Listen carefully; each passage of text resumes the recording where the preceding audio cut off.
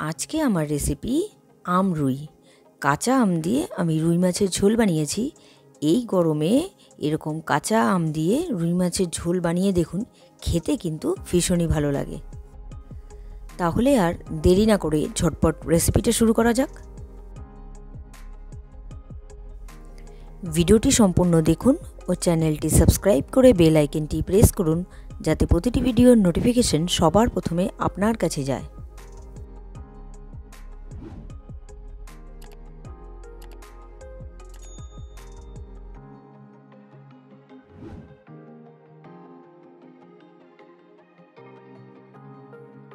আমরুই বানাবো, সেই জন্য রুই মাছের আমি পিস নিয়ে নিয়েছি। এখানে 3টে পিস আছে, ধুয়ে পরিষ্কার করে রেখেছি। এবার আমি নুন হলুদ দিয়ে মাখিয়ে নেব। 10 মিনিটের জন্য আমি নুন হলুদ দিয়ে মাখিয়ে রাখছি। আমি কড়াইতে তেল দিয়ে দিয়েছি, সর্ষের তেল গরম হয়ে গেছে। এবার 10 মিনিটও হয়ে গেছে, আমি মাছগুলো ভেজে নিচ্ছি।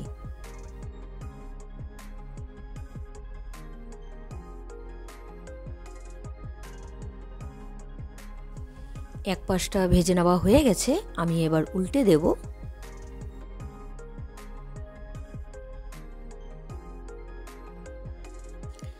মাছগুলো ভেজে নেওয়া হয়ে গেছে, আমি নামিয়ে নিচ্ছি।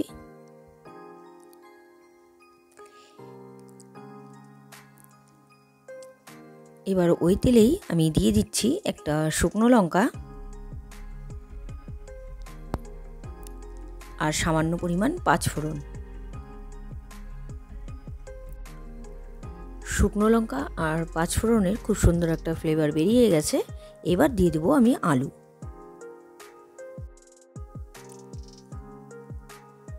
আমি আলুটা ভেজে নিচ্ছি।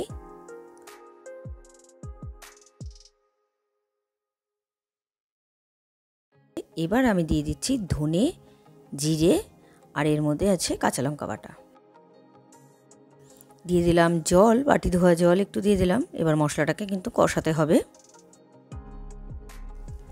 আমি এর মধ্যে দিয়ে দিব এখন নুন, একে একে গুঁড়ো মশলাগুলোও দিয়ে দিব। হলুদ গুঁড়ো, এবার দিয়ে দিব কাশ্মীরি লঙ্কার গুঁড়ো,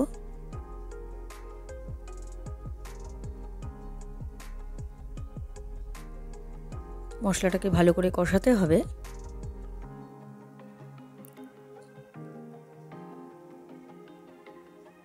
মশলাটা কষছে, মশলাটা কষে গেছে। এবার দিয়ে দেব জল। আমি জল দিয়ে দিলাম। জল দিয়ে একটু ঢাকা দিয়ে দেব যাতে আলুটা সেদ্ধ হয়ে যায়। আমি কিন্তু এখানে গ্রেভির জল দিলাম না, খুব সামান্য পরিমাণ জল দিলাম যাতে আলুটা সেদ্ধ হয়ে যায়। ঢাকনা খুলে দিলাম, আলুটা সেদ্ধ হয়ে গেছে। এবার আমি একটু বেশি করে জল দেবো, মানে গ্রেভির আন্দাজে জলটা দিব। আপনারা যতটা পরিমাণ গ্রেভি খাবেন সেই আন্দাজে জলটা এখানে দিবেন। গ্রেভিটা ফুটে গেলে আমি এর মধ্যে কিন্তু মাছের পিসগুলো দেব না, আমি দিয়ে দেবো আম। আমটা 2 মিনিটের মতন ফোটাবো। আর আমটা দেখতে হবে খুব বেশি যাতে নরম না হয়ে যায়। বেশি নরম হয়ে গেলে কিন্তু ঝোলটা খুব বেশি টক হয়ে যেতে পারে। এরকম গরমে টক খাবার খেতে ভালোই লাগে, তবে খুব বেশি ভয় পাওয়ার দরকার নেই। এই রান্নাটা কিন্তু খুব বেশি টক হবে না, আর কাঁচা আমের একটা সুন্দর ফ্লেভার পাওয়া যাবে। আমটা দিয়ে আমি 2 মিনিট ফুটিয়ে নিলাম। এবার ভেজে রাখা রুই মাছের পিসগুলো আমি গ্রেভিতে দিয়ে দিচ্ছি।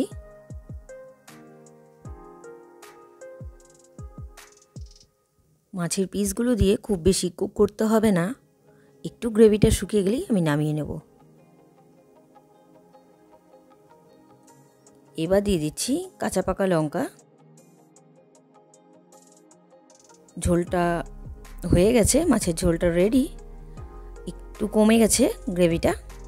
এবার আমি নামিয়ে নেব। তৈরি হয়ে গেল কাঁচা আম দিয়ে রুই মাছের ঝোল।